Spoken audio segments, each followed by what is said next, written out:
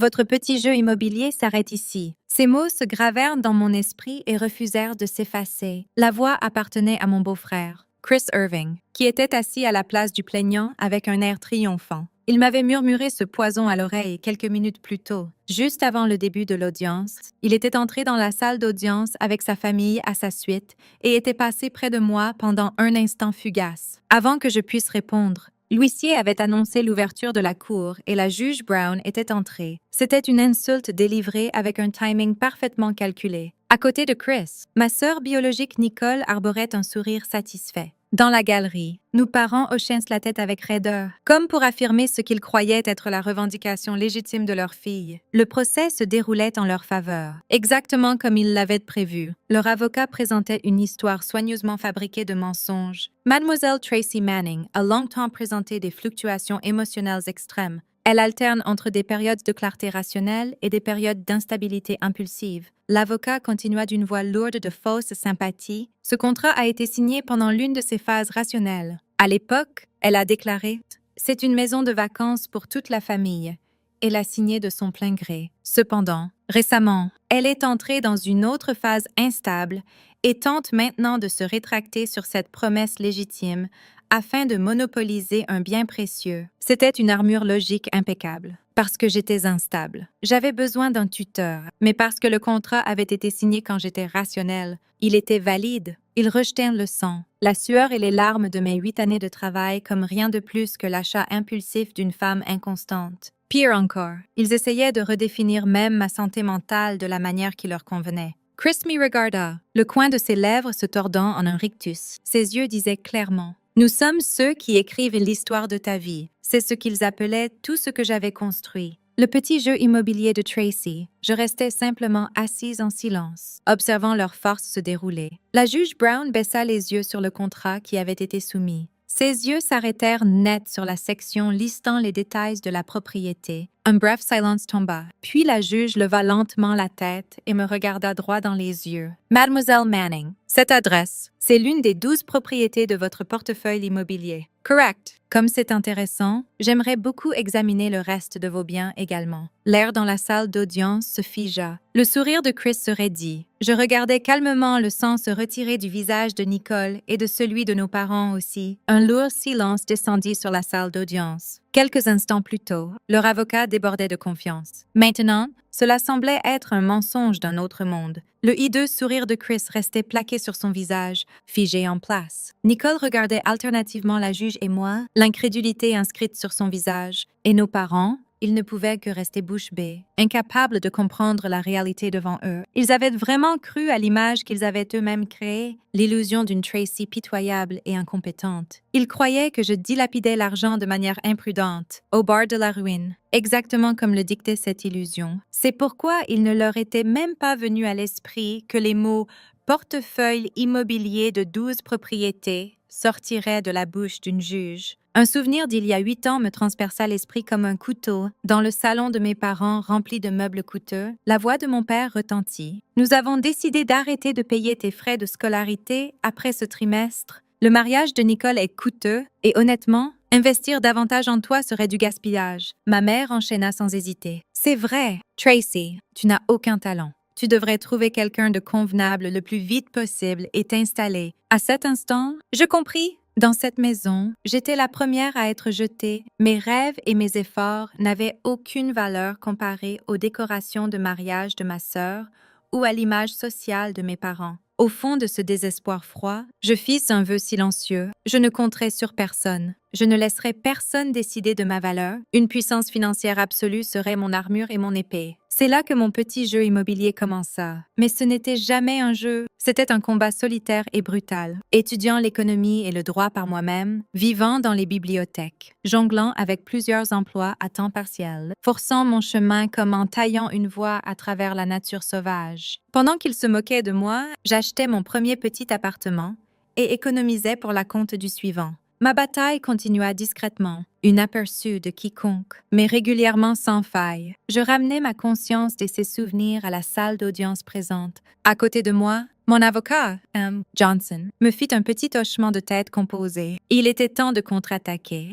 Johnson se leva lentement. Contrairement à ma famille affolée, ses mouvements étaient calmes. Rempli d'une confiance inébranlable, d'une grande mallette, il produisit une épaisse pile de dossiers méticuleusement organisés. Cela seul rendait le contrat forgé unique qu'ils avaient soumis totalement insignifiant. Juge Brown. J'aimerais expliquer le portefeuille d'actifs de ma cliente. Mademoiselle Tracy Manning, la voix de M. Johnson retentit clairement, atteignant chaque coin de la salle d'audience. D'abord, la propriété initiale achetée il y a 8 ans. Un studio dans le quartier d'Old Town. La compte a été économisée entièrement par Mademoiselle Manning en travaillant plusieurs emplois simultanément. Je jetai un coup d'œil vers mon père dans la galerie. La confusion et la panique étaient inscrites sur son visage. Ces mots d'il y a 8 ans résonnaient vivement dans mes oreilles, le jour où je lui avais parlé de mon plan pour la première fois. L'immobilier, Tracy, ce n'est pas un travail pour une femme comme toi. C'est un monde sale d'hommes. Tu seras exploité et dévoré en un rien de temps. Abandonne. Mon père avait rejeté ma détermination comme rien de plus qu'une phase rebelle et stupide. Johnson continua. Son ton stable et factuel. La deuxième propriété a été acquise 14 mois plus tard, un petit immeuble de bureau dans le quartier commercial du centre-ville. Elle a été achetée en utilisant les revenus locatifs de la première propriété, combinés à d'autres économies accumulées par Mademoiselle Manning elle-même. La troisième propriété. À chaque propriété listée par Johnson, le sang se retirait des visages de Chris et Nicole. Dans leur tête, ils calculaient sûrement désespérément combien de richesses Tracy, la femme qu'ils avaient méprisée comme une pathétique célibataire, avait tranquillement accumulé, et alors que tous leurs plans commençaient à s'effondrer à sa base, la juge se pencha en avant, écoutant attentivement. Ce n'était plus une simple dispute familiale. L'existence d'un vaste empire d'actifs était sur le point d'être révélée publiquement dans la salle d'audience pour la première fois, et la quatrième propriété, Johnson fit une brève pause et tourna la page. Je pouvais presque sentir ce silence d'une fraction de seconde se resserrer autour de leur cœur. Il continua vers la cinquième, puis la sixième propriété. Lissant la liste des actifs que j'avais acquis, chacun était, pour moi, un enregistrement de bataille gravé avec du sang et de la sueur. Quand l'adresse du sixième immeuble d'appartement fut lue à voix haute, je fermai instinctivement les yeux. Cette propriété, peu après l'achat, un grave défaut structurel, non mentionné dans le rapport d'inspection, apparut. Les coûts de réparation dépassaient largement le budget initial. Épuisant rapidement ma trésorerie disponible, la banque refusa froidement un financement supplémentaire, et pour la première fois de ma vie, le mot faillite devint effrayamment réel. Ces 2 mois furent un enfer. Une tranche de pain et du café par jour. Au mieux, 3 heures de sommeil par nuit. Je faisais des cauchemars chaque jour. Incapable de demander de l'aide à quiconque, je luttais seule, avançant à tâtons dans un tunnel sombre, complètement isolée. Mais ce désespoir me rendit plus forte. Je courus à la bibliothèque, dévorant des manuels sur les codes de construction et la mécanique structurelle. Je recueillis des devis de plusieurs entrepreneurs, négociai personnellement, reconstruisis le plan de réparation et finalement réussis à réduire les coûts de 30%. Cette expérience me transforma d'une simple investisseuse en une femme d'affaires capable de surmonter n'importe quelle adversité. Aujourd'hui, la propriété même que Johnson décrivait est l'un des actifs les plus rentables de tout mon portefeuille. Le symbole de mon désespoir était devenu, ironiquement, une arme puissante qui brisait maintenant les derniers espoirs restants de ma famille. Je rouvris lentement les yeux et regardai ma sœur. Nicole, ses lèvres tremblaient comme si elle avait vu un fantôme, sa main serrant le bras de son mari, Chris. Mais Chris n'avait plus la composure pour la soutenir. Il se contentait de fusiller son propre avocat du regard, avec des yeux qui disaient clairement « inutile ». Alors que Johnson passait aux 7e et 8e propriétés, un murmure parcourut la galerie. Les huissiers et les autres avocats, qui avaient probablement rejeté cela comme rien de plus qu'une étrange dispute immobilière familiale, étaient visiblement remués. Pas surprenant. Ce qui était révélé n'était pas seulement une liste d'actifs personnels, c'était le portefeuille d'un acteur invisible, unique, qui avait discrètement, mais décisivement façonné le marché immobilier de la ville. Je ne détournais pas le regard de mes parents. Ma mère, Susan, n'avait plus la composure pour jouer l'héroïne tragique. Elle ne pouvait que serrer son mouchoir fermement. Mon père, Richard, était passé de la confusion à la colère et maintenant à quelque chose d'autre entièrement. L'humiliation. Pour lui, la réalisation que sa fille avait accompli un succès bien au-delà de lui, entièrement sans sa connaissance, devait avoir brisé sa fierté à son cœur. Quand je vivais encore à la maison, chaque fois que des parents se réunissaient pour les fêtes, mon père me présentait toujours de la même manière. Voici ma fille aînée, Tracy, une fille ordinaire, sans talent particulier, mais elle est gentille. Ce n'était pas de l'affection, c'était une malédiction, définissant ma valeur comme inoffensive mais incompétente, une façon de me garder sous son contrôle. Chaque fois que Nicole ramenait son riche mari, Chris, mon père me disait: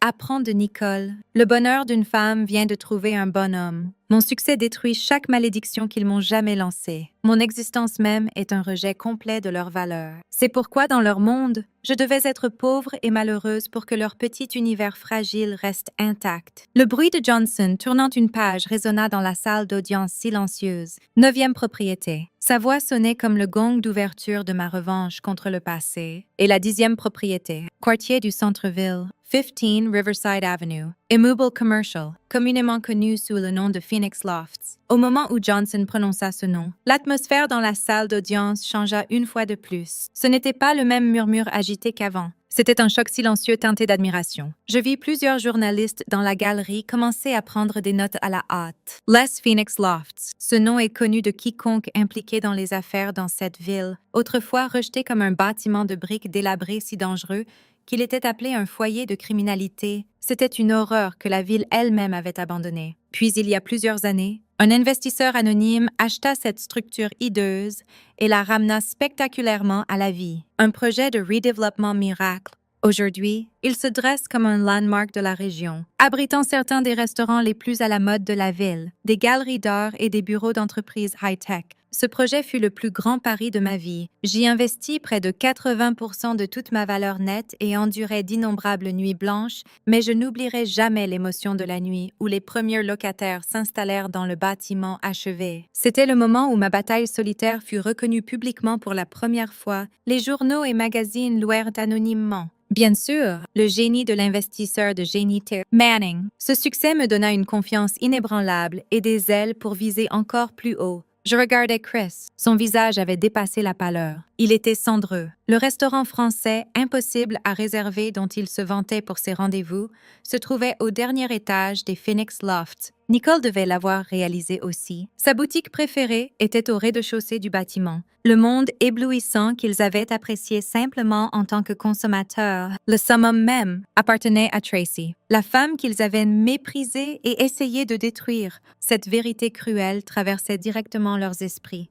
La juge Brown plissa les yeux derrière ses lunettes. Les Phoenix Lofts. Je vois. Ce simple murmure rendit clair que chaque point dispersé venait de se connecter. La juge Brown leva une main pour arrêter Johnson. Elle avait clairement décidé qu'il n'était pas nécessaire de lire plus loin dans la liste. Elle tourna un regard sévère vers Chris, Nicole et leur avocat. Conseil. Il y a quelques instants, vous avez affirmé que Mademoiselle Tracy Manning, la belle-sœur de votre client, manquait de jugement et se livrait à des dépenses imprudentes. Cependant, les faits révélés ici racontent une histoire très différente. Mademoiselle Manning possède et exploite les Phoenix Lofts, l'un des projets de redéveloppement les plus réussis de cette ville, et détient au moins 9 propriétés supplémentaires productrices de revenus. Comment comptez-vous expliquer l'écart fatal entre votre affirmation et ces faits? La voix de la juge était calme, mais elle coupait comme de l'acier. L'avocat de Chris transpirait d'effroi, balbutiant inutilement en essayant de former une excuse, mais aucun mot ne se formait. Puis Johnson porta le coup décisif. Votre honneur, il y a une propriété de plus importante. Il produisit le dossier final. La 2e propriété, le Grand Majestic Theatre, une structure officiellement désignée comme un landmark historique de la ville. Le choc dans la salle d'audience atteignit son apogée. Ce beau théâtre adoré de tous dans la ville, fermé au bord de la démolition, sauvé et renaissant comme un sanctuaire culturel par un mécène anonyme. Sûrement pas. Mademoiselle Manning a personnellement financé la restauration de ce théâtre, continua Johnson. Et en reconnaissance de sa contribution, elle a reçu une commandation officielle de la Société de préservation historique de la ville. Il soumit une copie du certificat de récompense comme preuve. Votre honneur, je vous pose la question. Est-il concevable que quelqu'un sujet à l'instabilité émotionnelle et au gaspillage impulsif puisse mener un projet nécessitant une vision à long terme, une planification méticuleuse et par-dessus tout, un profond amour pour le patrimoine culturel de la communauté. La réponse était évidente pour tout le monde. L'image fabriquée d'une Tracy mentalement instable s'effondra sans trace sous le poids de preuves irréfutables. Je regardais simplement en silence. Mes 8 années de lutte solitaire parlaient plus éloquemment que les mots ne le pourraient jamais. Prouvant ma vérité dans cette salle d'audience. Maintenant, votre honneur. Le temps de Johnson s'aiguisa. Il ne peut plus y avoir de doute que Mademoiselle Tracy Manning est une personne exceptionnellement capable qui a également apporté des contributions significatives à la société. Cela soulève une question critique. Pourquoi les plaignants?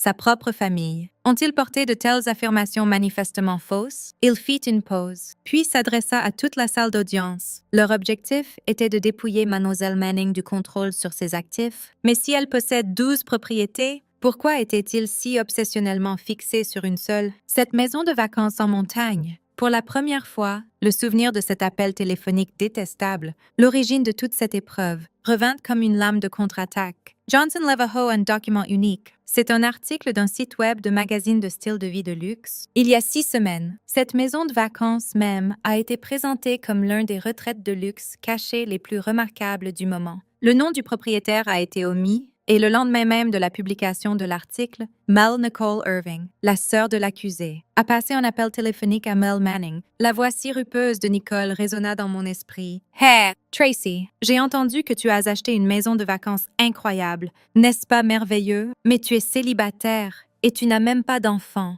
À quoi bon la garder pour toi toute seule? C'est quelque chose qu'une famille comme la nôtre, avec des enfants, devrait utiliser. Ce n'était pas une suggestion, c'était la première déclaration de propriété. Pendant cet appel, Mademoiselle Irving a affirmé unilatéralement que la maison de vacances appartenait à sa famille. Ces mots donnaient une voix à mes propres pensées. Mademoiselle Manning, bien sûr, a refusé, et seulement 3 semaines plus tard, cette absurde poursuite a été déposée, armée d'un contrat forgé et de mensonges malveillants. Chaque pièce s'assembla. Ce n'était jamais une question de préoccupation sur la capacité de gestion des actifs. Ils ont vu la luxueuse maison de vacances dans un magazine, ont réalisé qu'elle appartenait à la sœur qu'ils avaient toujours méprisée. Et poussés par la jalousie et l'avidité, ils ont essayé de la prendre par la force. C'était tout. Ce mobile simple et laid fut mis à nu sous les lumières vives de la salle d'audience. Enfin, Chris hurla comme s'il ne pouvait plus le supporter. Mensonge, c'est tout un mensonge. Il y a un contrat, elle,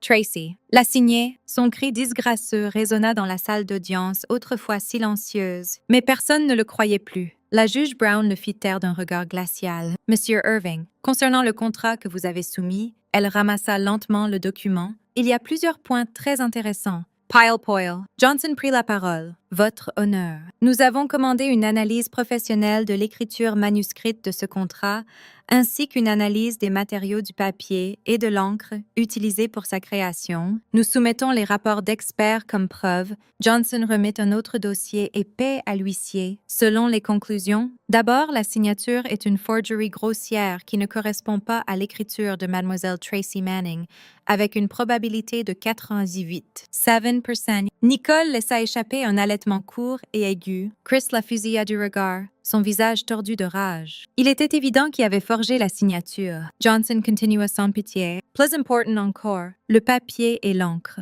L'analyse montre que l'encre utilisée dans ce contrat est un produit nouvellement sorti sur le marché il y a seulement 3 mois. La date écrite sur le contrat, cependant, est d'il y a 1 an maintenant. Comment devrions-nous interpréter cela? Les plaignants possèdent-ils par hasard une machine à voyager dans le temps? Un rire étouffé se propagea dans la galerie. Ce n'était plus même une farce. C'était simplement le dénouement pathétique d'un complot criminel stupide. La forgerie avait maintenant été prouvée scientifiquement et décisivement. L'avocat représentant Chris et Nicole se couvrit le visage de désespoir. Il avait probablement été trompé par ses propres clients. À cet instant, sa carrière professionnelle subit un coup dévastateur. Je regardais silencieusement tout s'effondrer autour d'eux. C'était la conséquence inévitable pour ceux qui essaient de voler ce qui appartient aux autres par la force. Chris et Nicole étaient mortellement pâles. « incapables de prononcer un seul mot. Dans la galerie, nos parents tremblaient en étant forcés de confronter la réalité que leur gendre et leur fille étaient des criminels qui avaient commis une fraude flagrante dans un tribunal. Le statut social et la fierté qu'ils avaient essayé si désespérément de protéger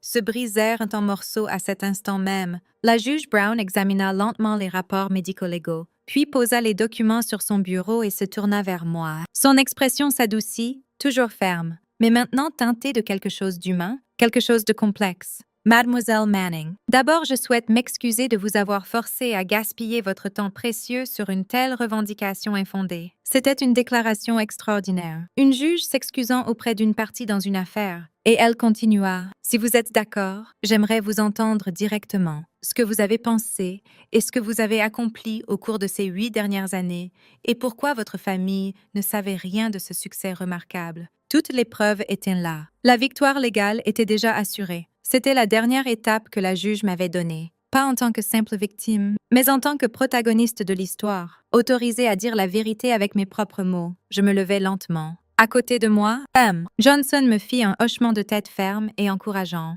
Je pris une profonde inspiration. Puis, un par un, je regardais les visages de la famille qui m'avait trahi, rabaissé et essayé de me prendre tout. Il était temps de mettre fin à cette farce avec mes propres mots. Je reconnus d'abord poliment la juge Brown. Merci pour votre considération, votre honneur. Puis je me tournai vers le banc des témoins et commençai à parler à ma famille et à tous dans la salle d'audience. Ma voix ne tremblait pas. 8 années de lutte solitaire m'avaient donné une force inébranlable. La raison pour laquelle je n'ai jamais rien dit à ma famille est simple. Parce qu'ils ne voulaient pas que je réussisse. Je vis mon père et ma mère tressaillir. Il y a 8 ans, j'ai dit à mon père que je voulais commencer à investir dans l'immobilier. Il a dit « Tu n'as aucun talent. Tu seras exploité et tu échoueras. » Ma mère a dit « Le bonheur d'une femme vient de trouver un bon homme. » Au lieu de croire en mon potentiel, ils m'ont forcé dans le rôle de la fille incompétente parce que c'était plus pratique pour eux. Quand j'ai acheté mon premier petit appartement, ma sœur Nicole a ri et a dit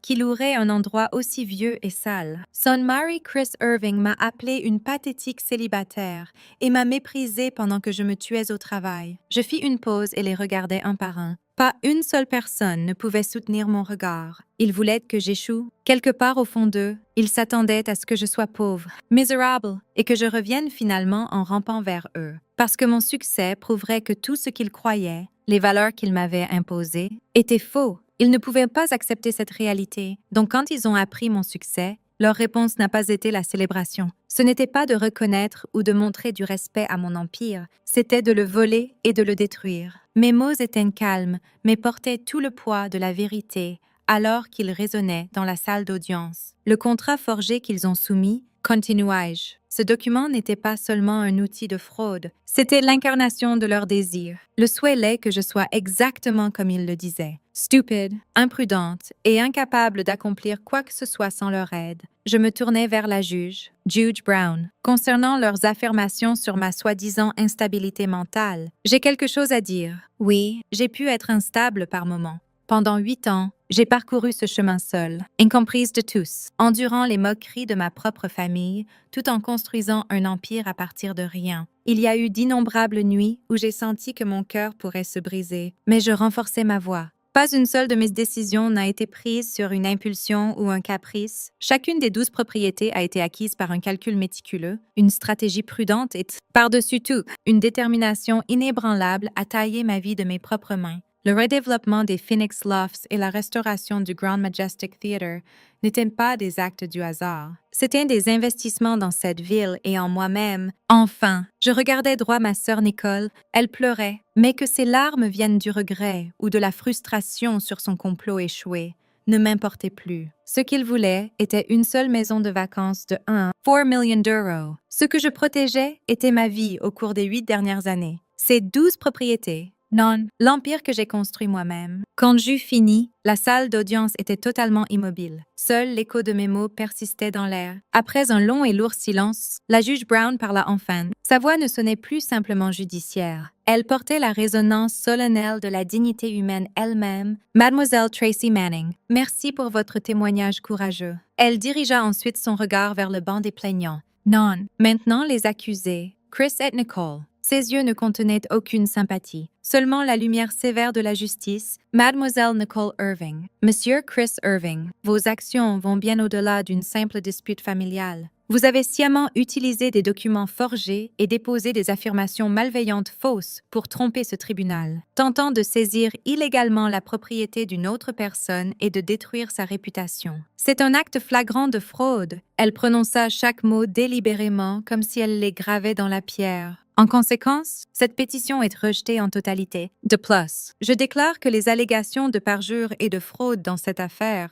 seront formellement renvoyées aux autorités judiciaires. Un cliquetis aigu retentit. À l'endroit où Chris se tenait, la mallette de son avocat tomba au sol. Chris lui-même parvint à peine à ne pas s'effondrer. Nicole laissa échapper un sanglot brisé. Puis, le regard perçant de la juge Brown balaya mes parents dans la galerie. Monsieur Richard Manning, Mademoiselle Susan Manning, vous n'avez pas pris la barre. Pourtant, tout au long de cette mascarade, vous avez hoché la tête en approbation et même applaudi, endossant ainsi clairement les actions frauduleuses des plaignants. Un tel comportement est une insulte à ce tribunal et équivaut à admettre une complicité dans ce complot malveillant. Votre responsabilité sera également poursuivie par le conseil de Mademoiselle Manning en tribunal civil. Mes parents se figèrent comme frappés par la foudre. L'excuse qu'ils n'avaient fait que s'asseoir ne tenait plus. Leur ruine était scellée. À la suite de mon témoignage, les jugements de la juge Brown marquèrent le début de la fin pour eux tous. D'abord, Chris, le meneur,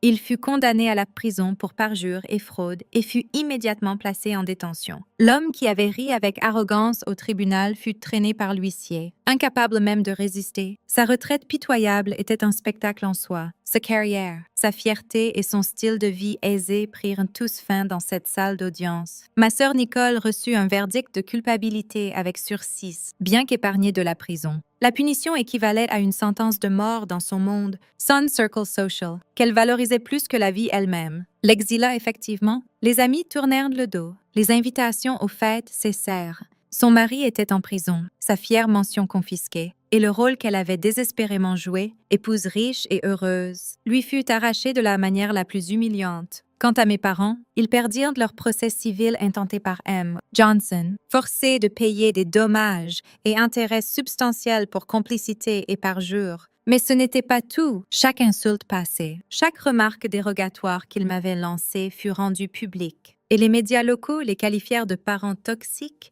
qui enviaient le succès de leur fille et cherchaient à la détruire. Le statut social auquel ils s'accrochaient si désespérément s'effondra, leur entreprise de meubles haut de gamme de longue date vit les clients disparaître, et ils descendirent tranquillement dans la ruine, hantés par le regret et les conflits internes. Ils passeraient leurs jours restants à se rejeter la faute mutuellement, une prison de leur propre fabrication. J'obtins des ordonnances de non-communication permanente contre eux tous, et mes 12 propriétés furent placées sous une gestion de fiducie inébranlable. Désormais, ils n'ont aucun moyen légal d'interférer dans ma vie. Ils n'ont fait que récolter les conséquences de l'avidité et de l'envie qu'ils avaient semée eux-mêmes. Il n'y a plus de place pour eux dans mon monde. Mon avenir commence maintenant à partir des 12 forteresses que j'ai lutté pour protéger.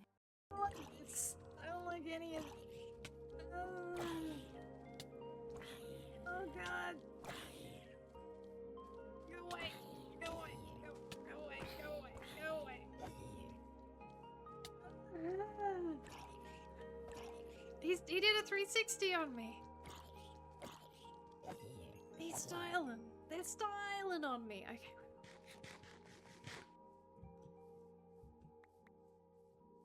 Anyway. A Skellington.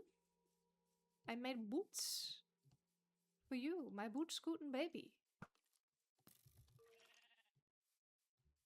Take it, take it, take it, take it. I made it for you. Take it, take it, take it, take it. Why? Why?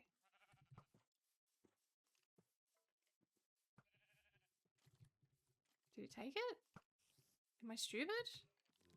Why do I keep throwing things down and then they disappear? Oh, shit.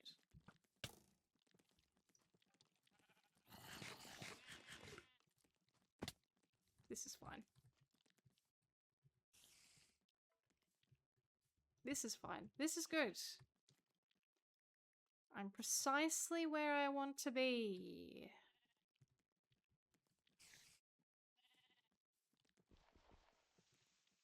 Oh, yeah.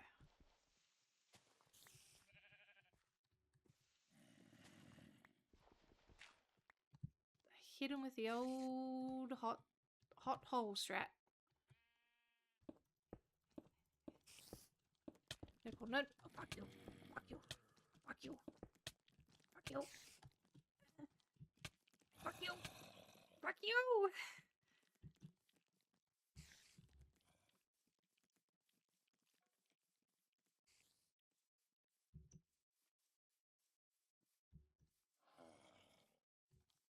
What? Zombie villager.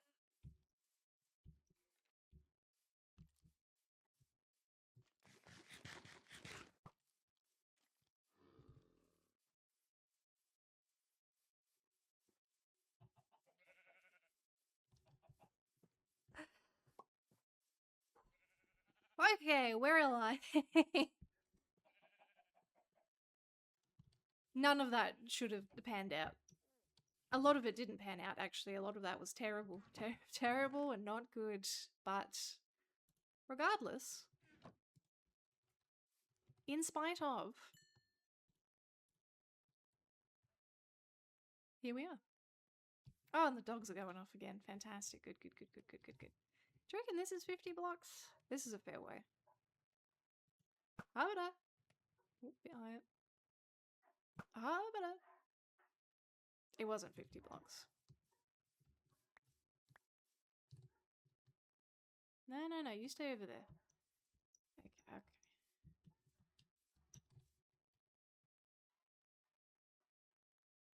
Habada.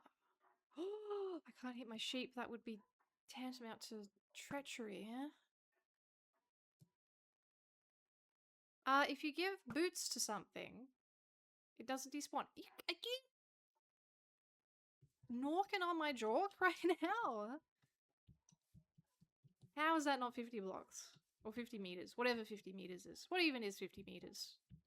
Half of 100? Fuck you.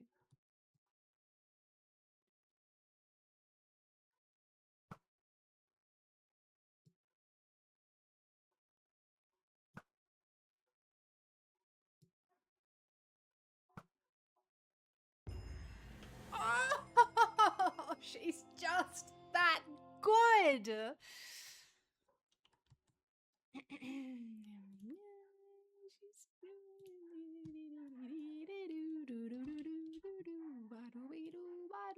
then we save that. Yeah, yeah, yeah. Well, now my snipe thing, my snipe tunnel, that definitely would have worked and not failed. Seems a bit silly, doesn't it? Spent a lot of time doing that. Oh, but thank God I don't have to worry about sniping skeletons. That's 3 advancements in one go. That's not bad for me. For me, quite successful. Okay. Well, let us consider.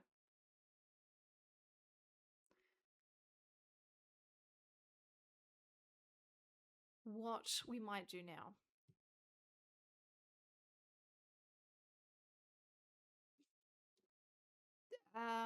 There's a lot of things I look at it and I don't know what it is, so I'm just ignoring it.